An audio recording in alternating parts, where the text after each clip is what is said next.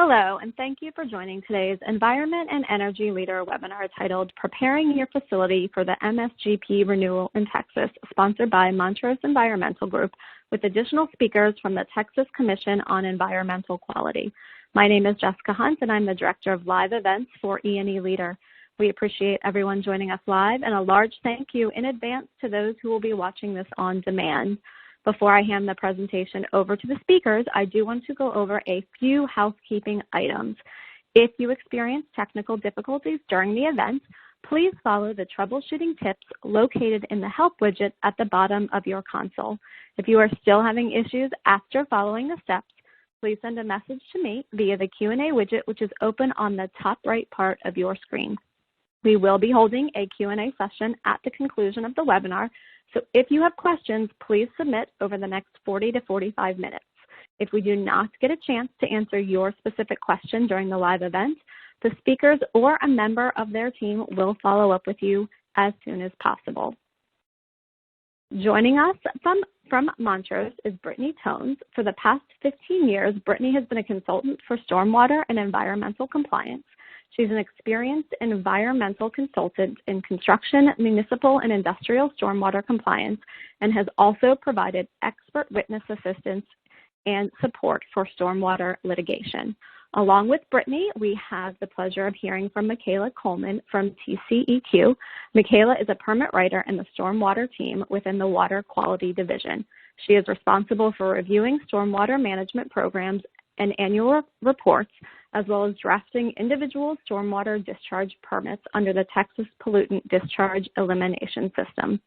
And in addition to our two presenters, later we will also be joined by Rebecca Villalba, team leader on the stormwater team of the Water Quality Division of TCEQ for the Q&A portion. At this point, I'm going to turn the presentation over to Brittany and rejoin you for the Q&A. Great, thank you, Jessica. So just wanted to start off with a brief overview of our agenda today. So we're going to be talking about the history of the MSGP, or the Multi-Sector General Permit, the current status of where the renewal is at, the proposed changes that have been published in the draft MSGP, sector-specific changes, and then tips on preparing for the renewal. And like Jessica mentioned, then we're going to take questions and answers. So Michaela, I'm going to go ahead and turn it over to you. Thank you, Brittany. Okay, so an overview of our MSGP. The TCEQ received authority from EPA to administer the Texas Pollutant Discharge Elimination System Program, or TPDES. So that gives us the authority to issue general permits such as the MSGP, also called the TXR 050,000. And that authority is under Section 402 of the Clean Water Act and Chapter 26 of the Texas Water Code. So currently, the multi-sector general permit is in renewal. The existing permit, which was issued in 2016, will expire on August 14 of 2021 and be renewed on that date, pending approval from the TCEQ commissioners. We held an initial stakeholder meeting in October of 2019, where we received input from stakeholders and recommendations for clarifications or potential revisions to the general permit.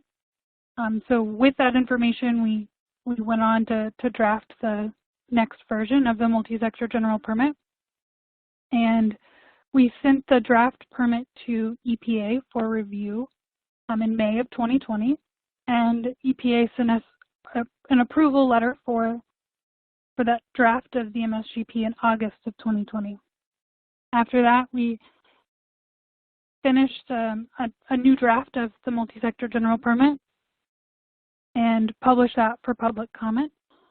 So the first published date was December 11 of 2020, and we published in the Texas Register and several newspapers across the state, and then received comments from the public up until January 14 of 2021. And we kind of closed out the comment period with a public meeting, which was held virtually on January 11 of 2021. So moving forward with the draft MSGP to have it issued in time in August, we're currently finalizing our response to comment document based on public comments we received during that public comment period, and making those final revisions to the fact sheet and the permit.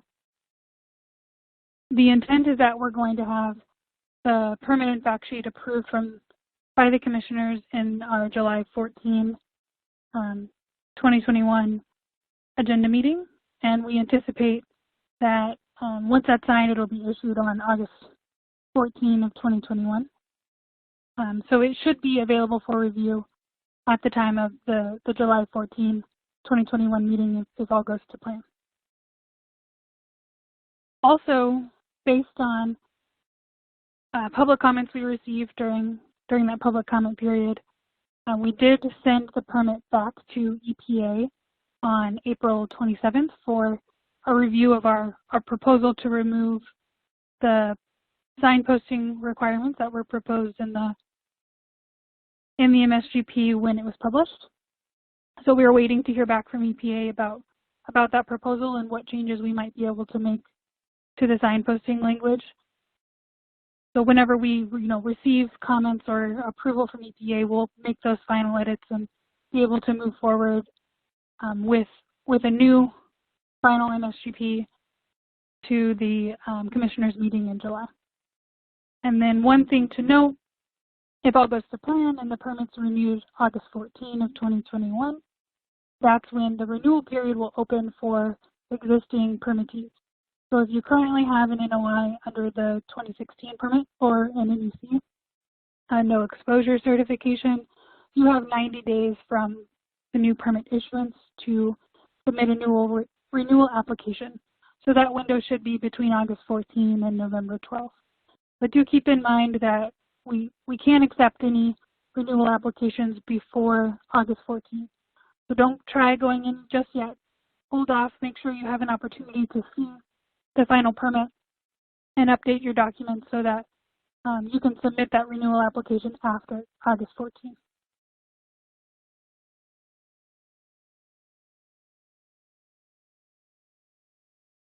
So next steps are, like I said, we're going to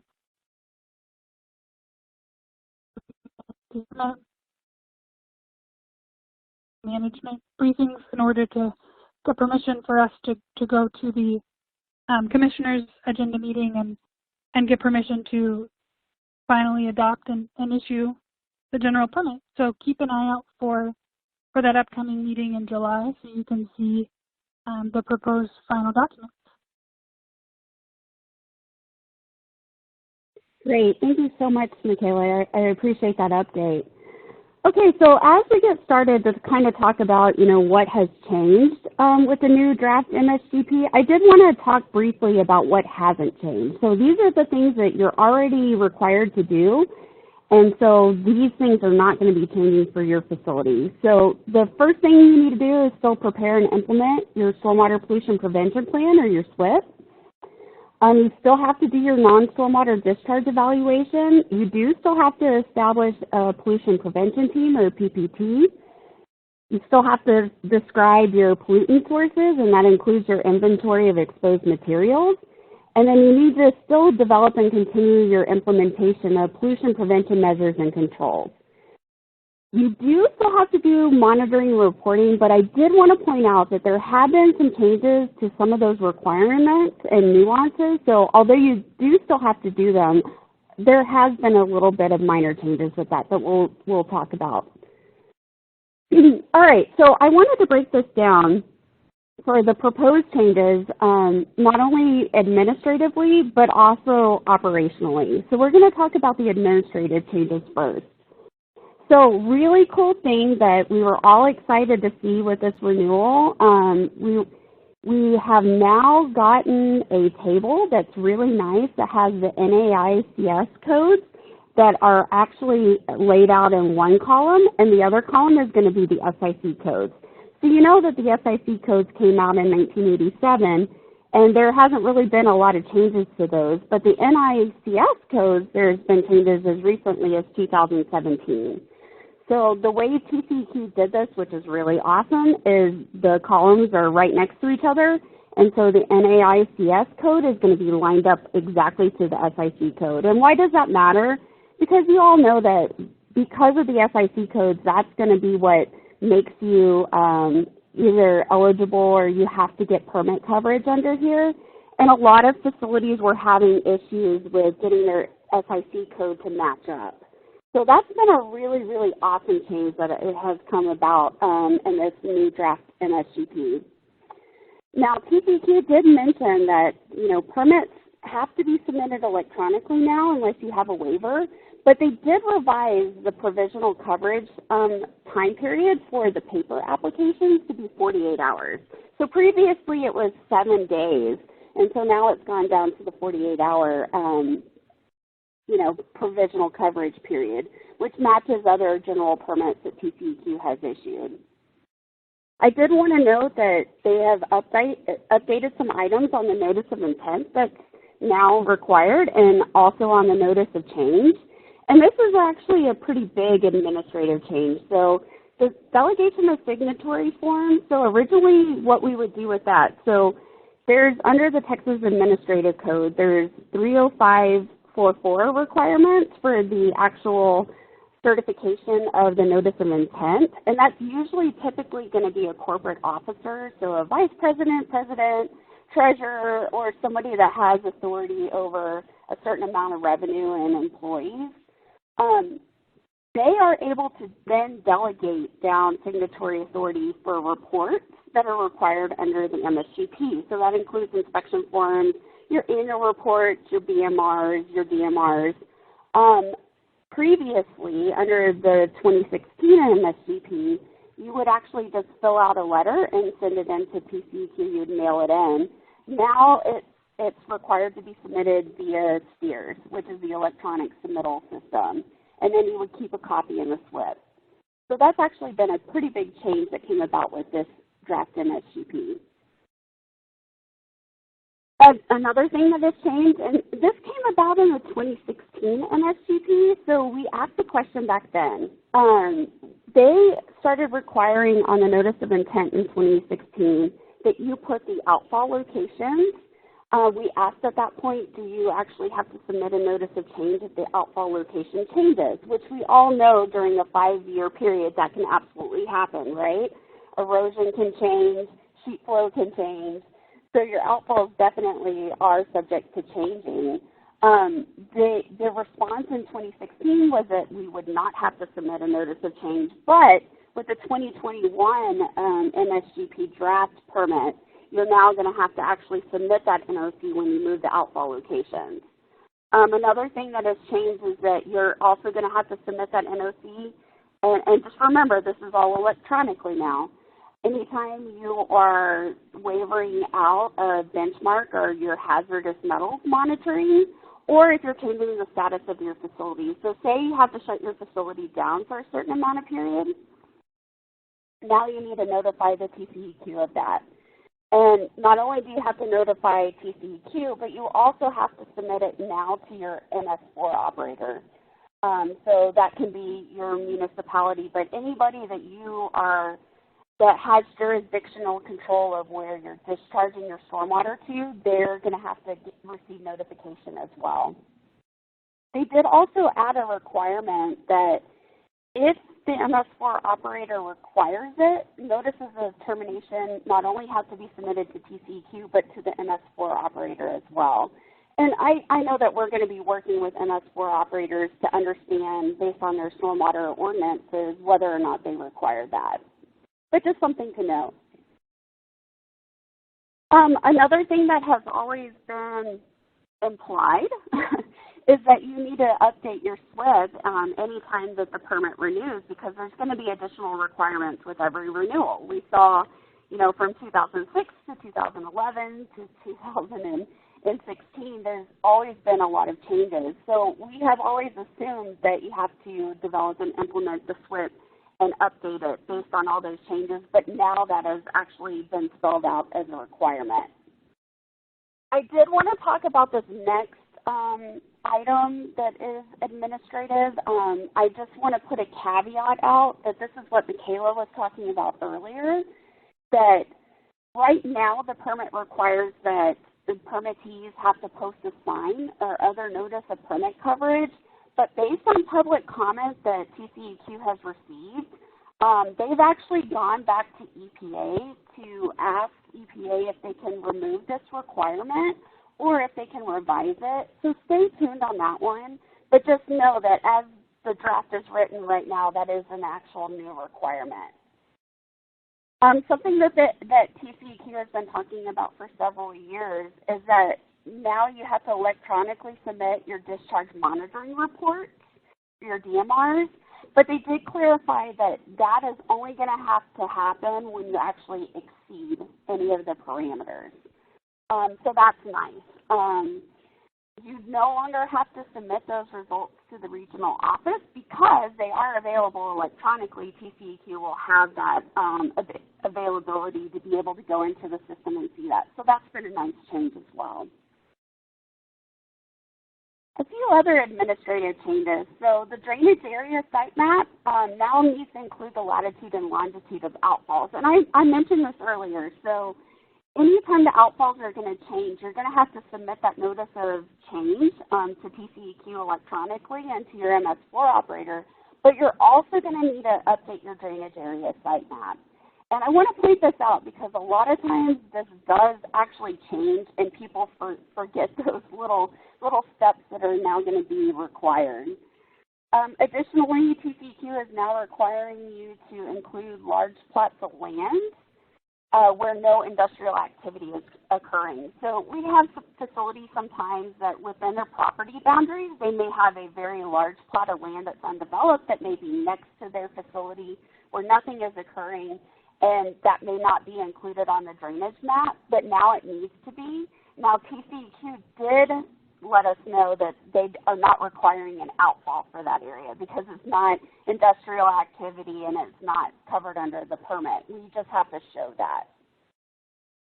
They also added that the SWIP of facilities handling pre-production plastic must contain good housekeeping measures and BMPs to eliminate that plastic in their stormwater.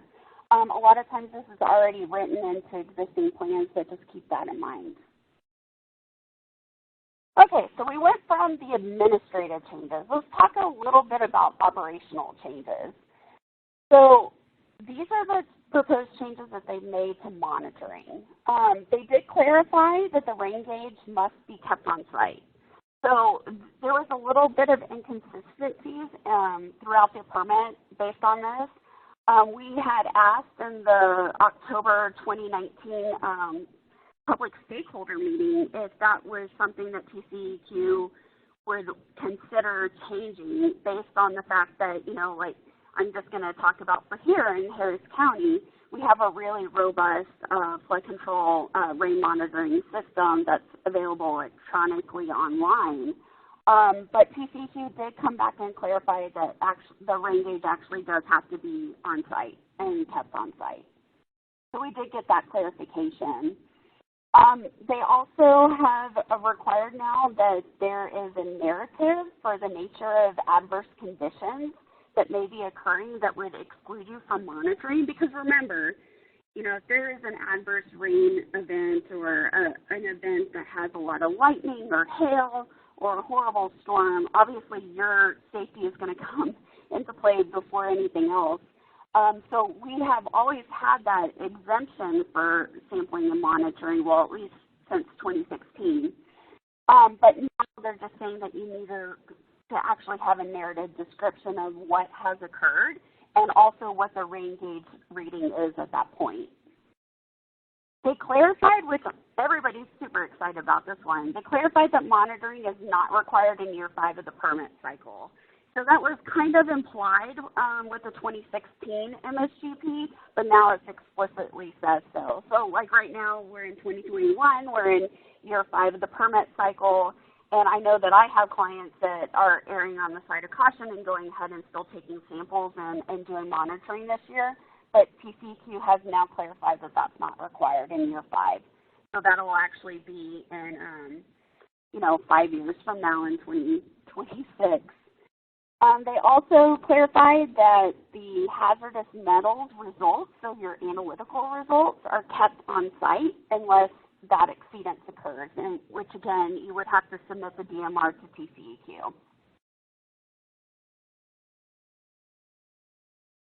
All right, so that was all the changes for everybody. Now we're going to talk about more of the sector-specific changes. So I want to talk briefly about sectors A, C, D, and S. They did revise the tables for the federal effluent guidelines to match the federal standards, but I did want to point out that this did not actually change any of the limits. So I don't want you guys to worry about that. But it did clarify it to make it a little bit more consistent. Now for sectors E, J, and O, they did the same thing. So they revised those same tables. Those also did not change any of the limits. And they also revised the language to be consistent to require that the rain gauge has to be located on site. Remember I was talking about earlier that there is a little bit of inconsistencies, and that's kind of what I was mentioning. And then for Sector J only, they added additional requirements to implement the BMPs for off-site vehicle tracking of sediments, generation of dust, dewatering of trenches and excavations, and pumping or dewatering of standing water. And although that is a new requirement, your SWIP should have addressed those items anyways because those are definitely potential pollutant sources. But if for some reason your SWIP did not, just want to make sure that when you go ahead and update it based on this renewal that you're adding those items into there. Now for Sector L, they added definitions for the final cover and immediate cover, and then throughout they replaced interim with intermediate. So just clarifying that definition of what the intermediate cover means. They also added that on the Sitemap, you have to depict your inactive solid waste landfill cells or units, and they actually replaced the word trenches with units. So although that's a new change, most of our Sector L clients were already doing that. And then they also removed examples of temporary stabilization measures. And just keep in mind, you're still going to need to do those. They just are not referencing examples of those anymore. Now, as far as Sector T, the biggest change is that they revised the benchmark levels for BOD5. It's now 15 MGL. I did want to point out, though, that this only affected Activity Code TW, which is for certain wastewater treatment plants. So you're going to need to look at what your facility is actually considered under to figure out if that's going to affect you or not. And then for Sector U, they actually revised the benchmark levels for total suspended solids, or TSS. It was 100, and it's actually been reduced down to 50. So that's a 50% reduction. I did want to note that this only affects SIC codes 2074 to 2079. And, you know, kind of a solution to this reduction is that you may have to put in additional sediment and erosion controls. And I've actually given you an example of something that is pretty low cost, easy maintenance that you can do to help you get to that level limit. So this is a dewatering bag. Underneath it are hay bales that are actually going to be filtering out any of your sediment, and then there's a row of silt fence behind it. So if you are looking for any additional erosion sediment controls, definitely keep something like this in mind, and that should help you get down to that limit. Now for Sector Y, they actually added a requirement that you'll need to implement BMPs for the control of pollutants for specific facilities. And that includes for rubber manufacturing, miscellaneous plastic products, and miscellaneous manufacturing facilities under Sector Y. They also are now requiring that you implement a containment system to trap plastic. And so for some of our clients, that may be a new item to consider, to implement, or to maintain. I will say that a lot of our clients that were under Sector Y already were dealing with that as a potential pollutant, so we already had measures that were implemented to help address that. But if you haven't done that in the past, now you're going to have to. So, you know, obviously reach out to me if you have any questions on, if you need ideas on what that may look like. We're definitely going to want to target, you know, plastic pellets. I've seen anything from a weir type system at an outfall to just plastic containment bins at railside loading areas. So there's all sorts of things that you can do, but I did want to point this out that it's now required. Okay, so we've talked about all these changes and where we are with a draft. So what can you be doing to prepare for the actual renewal? Okay, so the first thing that you have to do, remember, is you have to revise and update the SWIP before submitting the renewal NOI. And I want to point out, Michaela mentioned this earlier, but that draft permit's not going to be available until July. So you can't actually update your SWIP until the draft permit comes out because we are not sure of exactly what the requirements are going to be once it's issued. Just wanted to point out a tip. Look at those outfall locations and make sure that there has not been any changes in the last 5 years. Remember, we have to submit those outfall locations on the notice of intent, and we also have to put that on the Sitemap now. So if those have changed, we want to go ahead and capture that now so we don't have to do a notice of change or update the Sitemap later. Just want to point out, friendly reminder, if you don't have access to steers, you want to go ahead and create an account. And you do have to have a Texas driver's license for that. So if you don't have that, just keep that in mind that you'll have to sign what's called a paper SPA and send it into TCEQ, which could cause additional time, that would be added to that because of having to submit that through a paper form. And you also want to be thinking about that, who that signatory of reports needs to be. Now, I want everybody to remember that this is not just your internal people that are going to be signing reports. If you have a consultant or a third party that is doing any of your inspections, any of your certifications, remember that they'll need to have that delegated authority to them too. And very much want to remind everybody that that is not for the NOI. The NOI is under that 30544 signatory that I told you about before. So this is really just for signatories to reports. I did want to point out that delegation of signatory form will not actually be available in steers until August the 14th. So you can't do that before then. But I am giving you the tip just to be thinking about that. And the people that you are thinking about delegating to, go ahead and sign up for steers if you don't already have an account. Be thinking about your hazardous metals waiver. So if that's something that you're interested in waiving out of, definitely be keeping that into consideration because you'll need to do that in the first year of your permit term. And so we'll want to go ahead and be thinking about that, and that's also something that's going to be on the NOI or through a notice of change as well. This is one that a lot of people forget. So there's a non-stormwater discharge certification evaluation that has to be done within 180 days of permit submittal. And you'll notice that I didn't actually put a date for that. And that's for a good reason. So this is the day that you actually hit submit into steers, right? And your permit goes to TCEQ and you get approval, right? You have 180 days from that period to do that certification and evaluation. A lot of times, I will tell you as a consultant, I do this as I'm preparing the SWIP. And the reason I do that is because you have to actually be looking at all of the non-stormwater discharges, and they are required to go on the Sitemap. So we're already evaluating that. So a lot of times we do that at the same time. But even if you did this 5 years ago with the 2016 renewal, you still have to do that with the 2021. So just friendly reminder, a lot of people miss that. And then the biggest thing you need to do is submit that renewal NOI between August 14th and by November the 12th. Okay, so Michaela had mentioned there's a 90-day period from when the permit renews that you have to get it in.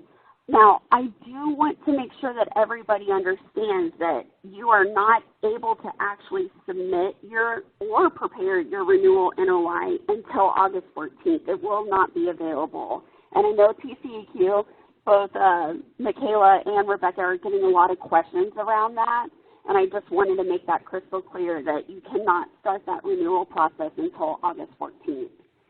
And then just remember, not only do you have to submit that NOI to the TCEQ, but you also have to send it to your MS4 operator. And that's something that a lot of people miss as well. All right, so just kind of a summary overview. Just want to make sure that everybody remembers you're going to have to update your SWIP first. That's your number one priority in all of this, and you're going to want to do that when the permit actually comes up and we see all the final changes. You don't want to do that until after we get the final permit. And I also want to remind everybody to review your outfall locations, because that definitely is probably going to be something that is going to change. You're going to want to create that steers account and assign the delegation of signatories to report. Now remember again, you can't do that until August 14th within the steers system, but I want you guys to be at least thinking about that as you're going through this process. You'll have to submit that renewal NOI to TCEQ, and don't forget to your MS4 operator by November the 12th. All right, so I know that was a lot of information to digest. Hoping that you guys are going to have some questions for us, and as Jessica mentioned, Rebecca, the team leader for the stormwater group, is going to be joining us as well. So, Jessica, I'll turn it back over to you. Great. Thank you very much, Michaela and Rebecca. And we are looking forward to having, or should I say Rebecca? I meant Brittany and Michaela. Thank you for that great presentation. And we are looking forward to Rebecca joining us for the Q&A. I just want to mention before it is asked that this presentation, including the Q&A, will be available on demand in roughly about 3 hours. So you will have the opportunity to go back and rewatch as much as you want to. As Brittany mentioned, there was a ton of information they presented, so I'm sure there will be multiple people going back to rewatch today's event. So let's get started with the Q&A. The first one is about a rain gauge. We have a weather station on site that records precipitation data to weather underground. Is that sufficient, or do we have to have a manual rain gauge as well?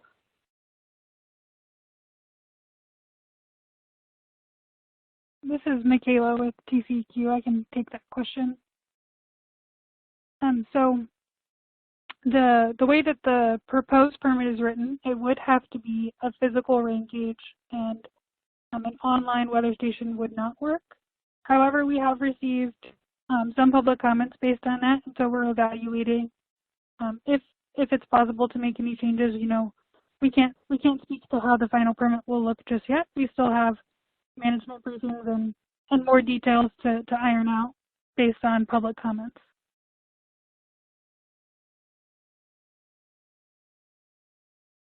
And Rebecca, did you have anything you want to add to that, or do you want to move on to the question at this point? No, just, as Michaela said, we are taking comments into consideration, and as we brief management, we will present those and possible solutions. But right now, we don't have a definite answer that we can give you, other than we are considering comments and potential revisions to the proposed language. Okay, great. Thank you very much. Next question: how that multiple people have. We are looking at applying for a new MSGP for a small meatpacking facility. Will we be unable to apply before August 14th? So a couple of questions in that one. Okay, this is Michaela again with TCEQ. So when you should apply is going to depend a little bit on when you're going to start operating. If you have that SIC code that's going to require you to have permit coverage, you need it when you begin operating. So if that's the case, it's possible you might need to apply now and obtain coverage under the existing permit, which is going to expire, and then you would still have to renew with the new permit. So it's going to depend on, when your operations start, when you're actually going to apply. But any applications submitted before August 14 are going to be for coverage under the existing permit, which expires on August 14. And so if you apply before August 14, that coverage is going to expire on August 14, and then a renewal application would need to be submitted following that. Yeah, so just to clarify, so you would have to go ahead and get permit coverage before you begin operations now, and then you would do another renewal NOI within that 90-day period between August 14th and November the 12th. Thank you for that clarification. And then this is just a question I have just as a follow-up. Once the application is submitted, about roughly how long will it take for it to be approved? Yeah, so if you are doing the submittal method. Yeah, thank you, Michaela. If you're doing it through STEERS, you get automatic coverage. If you're doing the paper NOI, that's what I was mentioning before, it's 7 days right now. It'll become 48 hours once the permit renews and you're under the 2021 MSGP. So it kind of depends on your method and when you're submitting it. And I do want to add that, I'm sorry, this is Rebecca. I do want to add to that, to be clear that we are only going to allow submittal of paper applications with an electronic reporting waiver form. So if a permittee needs training, doesn't have computer access, doesn't have a computer, then we need a waiver from electronic reporting that needs to be submitted. We have a separate form. Then we will review it and, either say yay or no. And if we say yes, then we will process the paper application. And of course, that will take, depending on how many we get via paper that qualify with the waiver, it could take a couple of months to get that permit authorization. But just know that paper applications are not allowed unless we have an electronic waiver that has been received and approved because it qualifies.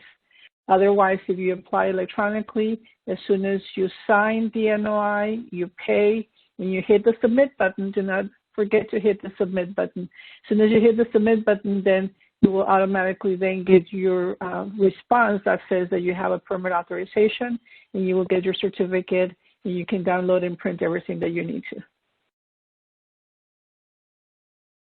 Thank you, Rebecca, for clarifying that. This also just might be a question that just needs a little bit more clarification. You were mentioning the STEERS program before. Is there a new program on STEERS to submit the NOI for the 2020 renewal?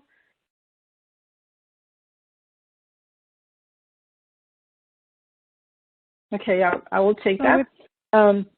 You want to? I'll go ahead, Michaela. So yeah, so STEERS, I want to clarify, STEERS is the way to access and opens up the gates to the e-permitting system. So STEERS, you have to go in and create your account. So that's not changing. STEERS is the same. You have to create your account, or if you forgot your password, then you have to go ahead and refresh it. But once you get in there, then you're going to get into the e-permit system and then into the stormwater program and the MSGP component. Right now, when you go there, the NOI for renewal is not available. It's not going to be available until August 14. That's when we are going to unveil the new NOI, and it'll be called Renewal NOI. It's not going to be new NOI. So make sure that you do not go in there now because we don't have a renewal application yet. August 14, we'll have the renewal application, and that's when you can start applying. So we've had some entities that have, we acknowledge and apply your eagerness, but you don't apply now. So what's going on is that some people are applying now. They're creating a new NOI because there's not a renewal NOI. They're creating a new NOI. then that causes, problems and more work for all of us, including the permittee, because then you have to request for a refund. So you have to go in and terminate that. We have to reinstate the other one. We have to refund your money. So there's a lot of work that gets done when people right now are accidentally applying early. So please do not apply early. And just know that the NOI will be available for renewal on August 14th. Great information. Thank you very much, Rebecca. This question has to do with who can sign the NOI or NEC. Can the NOI or NEC be signed by the delegated authority, or is it not allowed to delegate? Those can't be signed by the delegated authority. It has to be signed by the person who meets the qualifications listed in the Texas Administrative Code, and that's 305.44. So Brittany mentioned it earlier. It's going to be that corporate officer, a vice president, a treasurer, somebody in the corporate office who has the legal authority to sign an application. It can't be delegated. Delegations are only for reports. Thank you very much for clarifying that, Michaela. This question has to do with the MS4 operator. Who exactly is the MS4 operator? Yeah, that's a great question. So the MS4 operator is going to be the person that is operating the storm sewer system that you are discharging to. So it could be any number of types of entities. It can be the county, it could be TxDOT, it could be the city. So you're going to have to actually specifically figure out exactly where your discharges are going from your outfall into that MS4 system. And that's a lot of times, it's not always easy to figure that out. Sometimes it takes us calling Public Works for a county or for a city. Sometimes it causes us calling TxDOT to figure out if they're actually operating the ditch. But it's definitely something that you do have to figure out, and it's definitely going to be based on exactly where your outfall is discharging to. Sometimes you may not have an MS4 operator, but I will say that in about 90% of the times that I've done a SWIP, it has gone into an MS4, and we do have to figure out who that is because you're going to be notifying them not only of your notice of intent, any of your NOCs, and also if it's required, your NOT. So just keep that in mind. So extremely, extremely important information. Thank you for going over that in detail. And it's very hard to figure out, too, by the way. It's not easy. It's not something that the TCEQ has a database that you can just look it up. You have to figure it out. What's I don't even say the easiest way, but what's the most efficient way of going about finding out who this is? If there even is an efficient. Yeah, so some of your public works will actually have a GIS system where you can see where your discharges are going to. Otherwise, it's just looking at maps, it's calling public works, it's calling the county, just trying to figure out, okay, are you operating this ditch versus somebody else?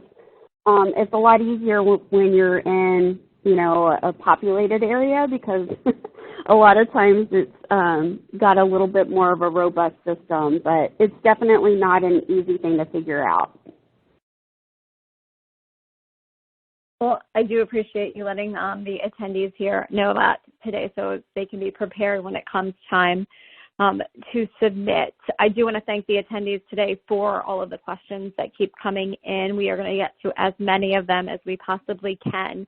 This question has to do with land. So should the large plot be part of the facility or just some land that's nearby?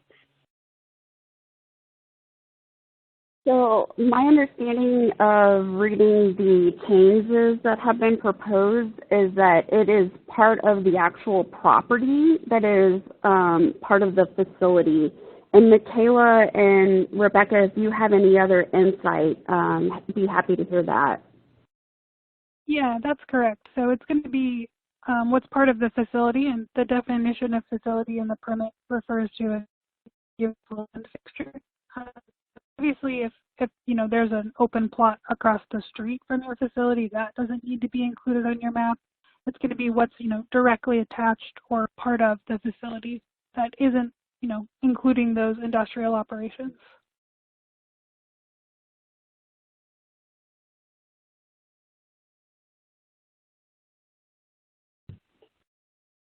Thank you for that. Sorry, I think I lost everyone over there. So I apologize. Hopefully you can hear me now. This is a question, I think this is one that multiple people have. Does every facility with coverage under the, now if I get this wrong, but the TXR, talking about the TPDES general permit?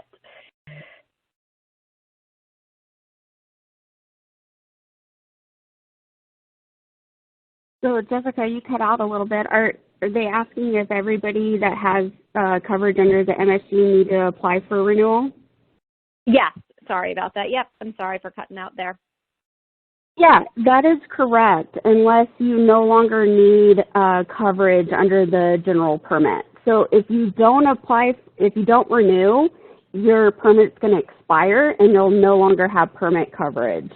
So the only instance where you wouldn't renew your permit is if you're ceasing operations that no longer need permit coverage. Got it, which does make complete sense. So thank you for that. Our next question. This is, hello, sorry. This is Rebecca. I have an addition to that, please. So I would like to add that, that answer is completely correct, but we do want to make sure that you understand that if you no longer need coverage because you don't do the operation that's regulated anymore at your site, then you must terminate your authorization prior to September 1st, because if you're still showing active on September 1st, you will be assessed the water quality annual fee that you will need to pay. So if you no longer need coverage because you do not conduct the regulated operations at that site prior to September 1st, you need to submit a notice of termination prior to that date so that you don't get assessed a water quality fee. Otherwise, if you just let it sit there and lapse and then expire on its own, you will be assessed those $200 come the end of the year.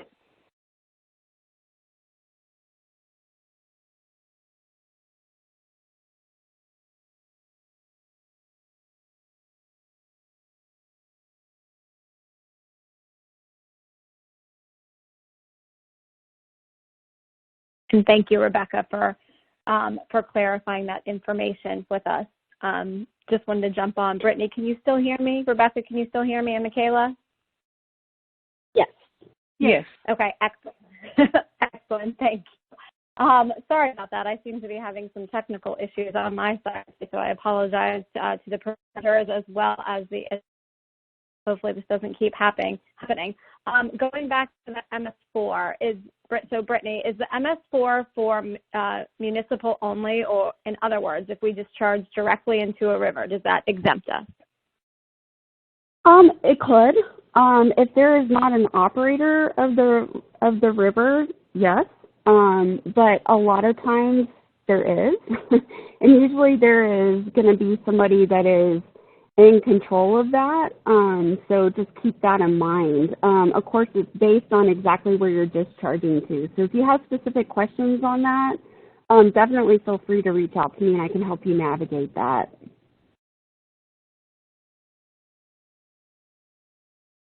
Thank you, Brittany. I appreciate that information. This question is about an existing permit. So for an existing permit, does it suffice to submit the renewal NOI only, or do you also have to submit a full permit renewal application?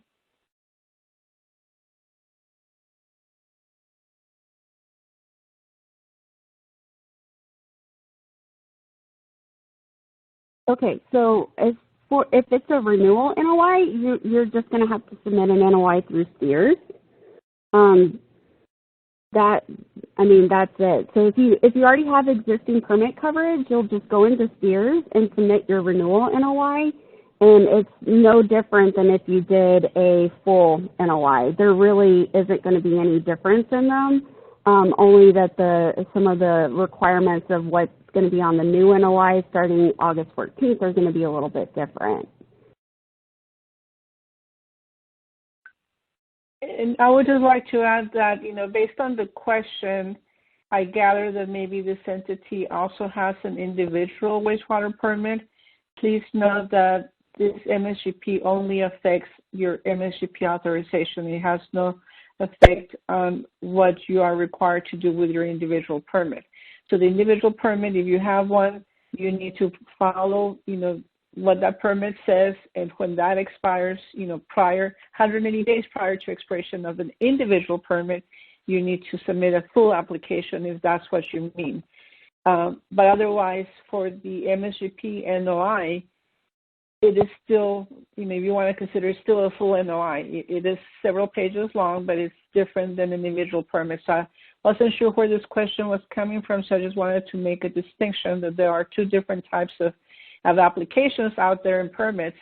This is only talking about the MSGP and the NOI, and the NOI is going to be several questions, several pages long. Well, it's not pages, but, several questions when you go into the e-permit system. It is, like if you were doing a brand new application under the MSGP.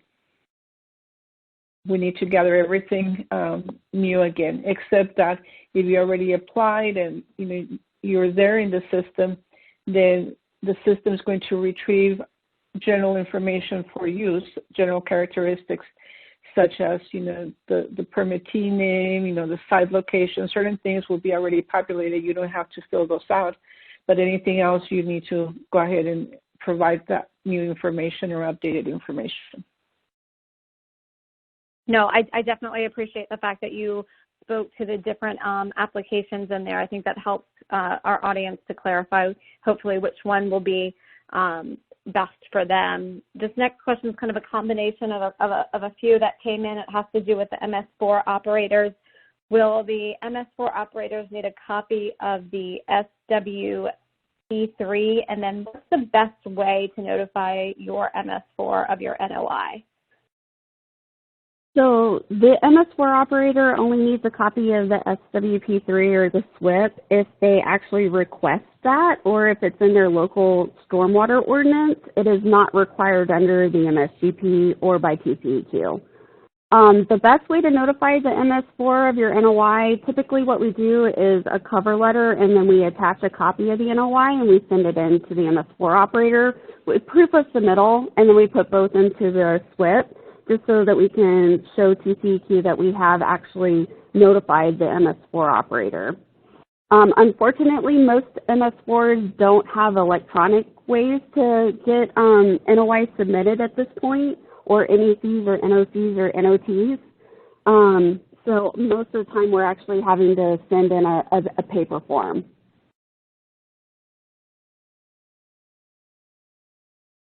Got it. Thank you, Brittany, for that information. We do have a lot of questions coming in about the August 14th date, as well as coverage prior to August 14th. So let's talk about the August 14th date. Is it guaranteed that the renewal will be available August 14th, or does that depend on approval from the EPA or any other possible hiccups that could delay? Rebecca, you want to take this one? Yeah, this is Rebecca. That's an excellent question. And I would lie to you if I told you everything will go perfectly and it will be issued on August 14th. But at the same time, I would lie to you if I tell you it won't. So all I can tell you is what we have within our control. And within our control, we're doing everything to meet the August 14th deadline. Everybody all the way up to the executive director understands the importance of getting this permit issued on time. So everything is in place, and we're moving with everything that we have to get it issued by August 14th. So we are scheduled to go to Commissioner's agenda, as you heard earlier, on July 14th. That day is when we will know if our commissioners have concerns, if they give us different direction or whatever. But because we are going on July 14th, we still have the opportunity to go back the very next commissioner's agenda, which is, I think, on like 3 days or so before the permit expires. I think it's August 11th, when it's the very next commissioner's agenda. So we have the opportunity to go, if the commissioners for any reason have issues, concerns, whatever, that we still have the opportunity to address them and come back in front of them again on the commissioner's agenda just prior to the permit expiration of August 14th. But please know that we're doing everything, and as far as we know, we're moving forward, and our plan is to get it issued by August 14th. But as you know, things happen, so we don't know what the world would be in the future. But my official answer is yes, we are going to get it done by then. But I only have control of what we can do. But anyway, hopefully that answers that question in a very ambiguous way. No, I think you answered that as best as you possibly could answer it. So I know people will be looking forward to that next date to make sure that we're, still on track for August 14th. All right, let's get to a question about creating an account. So does the corporate officer, VP, or president have to create their own STEERS account for submittal? Typically, these positions do not deal with the day-to-day operations of permit or reporting. So who is the one that's usually going to create the account? So the unfortunate answer is yes, they absolutely do. It has to be tied to that person's driver's license that meets the 30 TAC 30544 requirement, which is typically the corporate officer. So they are going to have their own STEERS account that's tied to their driver's license. Short and sweet answer. I would just add that there is an option in STEERS for somebody else to prepare the NOI, but the corporate officer has to sign the NOI. And to sign it, they need their own account. Yep, they all have to do the actual certification, and they'll do that with their STEERS account that's tied to their STEERS. Tied to their driver's license. But yes, other people can prepare, they can edit, they can pay, they can submit on your behalf, which is typically as a consultant what we do for our clients. But the person that meets the 30544 requirement, that is that corporate officer, they have to have their own STEERS account and hit that certification that they certify under penalty of law that everything is correct. Which makes complete sense. So you guys, are you seeing that it's usually, or can you even tell if somebody else is preparing the documents and then the VP or somebody at the corporate officer is signing off on it? It'll show when you go to do the certification. It'll have that person's STEERS account number, so their actual ER number and their name and title. That's going to be what shows on the certification of the NOI. Remember, that also gets not only submitted to TCEQ, but to your MS4 operator as well. Got it. Thank you for that. And sorry, Rebecca, I keep cutting you off, or Michaela, I keep cutting both of you off today, so I apologize for that. That's okay. I think we've sufficiently answered that question. Thank you. Definitely. And we are almost out of time right now. I think I'm just going to ask the presenters, including Rebecca, if they have any big key takeaways for today's attendees. And again, if your question was not answered during the live event, somebody from one of the two teams will follow up with you as soon as they can. So Brittany, let's start with you. What are a couple of takeaways that you would like to share? Yeah, I just, this is my fourth renewal, so I've been working under the permit since the 2006 MSGP. And I will say that there's a lot of things that people miss that I want to make sure that nobody does. Making sure that those outfall locations are correct, that you've updated the SWIP to include all the new requirements that are going to be coming out as part of this new MSGP. And then just remembering that you've got this new delegation of signatory authority requirement in STEERS. That's going to kind of be a little bit of a game changer, and we're finally going to start submitting DMRs electronically. So there's a lot of new things that are coming about, and I just want to make sure that everybody's keeping that in mind and are starting to think about the renewal now, given that we have about 3 months to start preparing for it.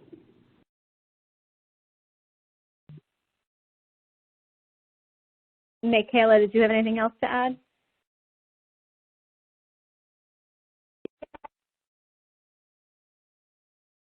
Outside of what Brittany already mentioned that I would want to reiterate is, of course, please don't try and submit a renewal early. It's just going to result in you duplicating and getting second coverage that you don't need. So wait until August 14 to submit that renewal application. And then, of course, just keep an eye out for any updates related to the permit renewal. We do our best to keep a very updated web page on the multi-sector general permit, so you can visit the TCEQ website and see if there's any new information available about the renewal, and look out for that July agenda date.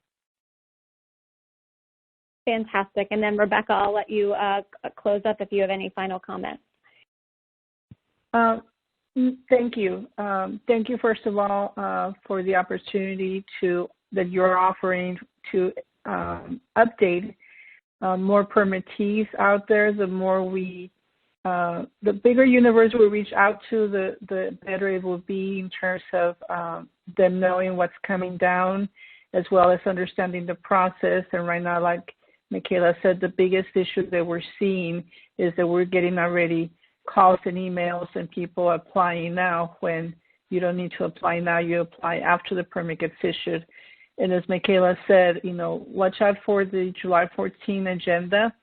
And typically at a minimum of 8 days prior to the commissioner's agenda, so 8 days prior to July 14, sometimes it's 2 weeks before, you will be able to see what we call the backup documentation. So you go into the agenda, that's going to be draft agenda posted online, and on that draft agenda, commissioner's agenda, you will see the MSGP topic. You can click on that hyperlink, and it's going to open up all the documents, including the general permit that the commissioners are going to review to approve, hopefully, the fact sheet to the general permit, as well as our executive director's response to comment document. So all of that will be available for you to see at a minimum 8 days prior to the commissioner's agenda. So that's something that you'll be able to see, and we hope that permit gets issued, so you will be getting a heads up of what the requirements are. And then as soon as we get a permit that's signed and issued, we will post it online, and then you can start reading it, reviewing it, updating your SWIP. But do not apply until August 14. But other than that, thank you, everybody. Great questions. Some questions are similar to what we've seen before, so we're happy to answer as best as we can to get everybody on board on what's needed. And we hear your concerns as well, so we appreciate it. And thank you. I do want to thank you, three ladies, for a fantastic presentation today and Q&A session. And I'm going to reiterate what Rebecca just said, and the level of questions that we saw over the past, 25 minutes, with great level and of questions that we saw today. So I do want to thank the team at Montrose, as well as TCEQ, for all the work that you put into today's presentation. Again, hopefully you will get a chance to watch this on demand. And if you have any additional thoughts, please go ahead and submit them on the survey when I end the presentation. But that is it for us today, and I hope you guys enjoyed the webcast this afternoon and have a wonderful rest of the day. Thank you.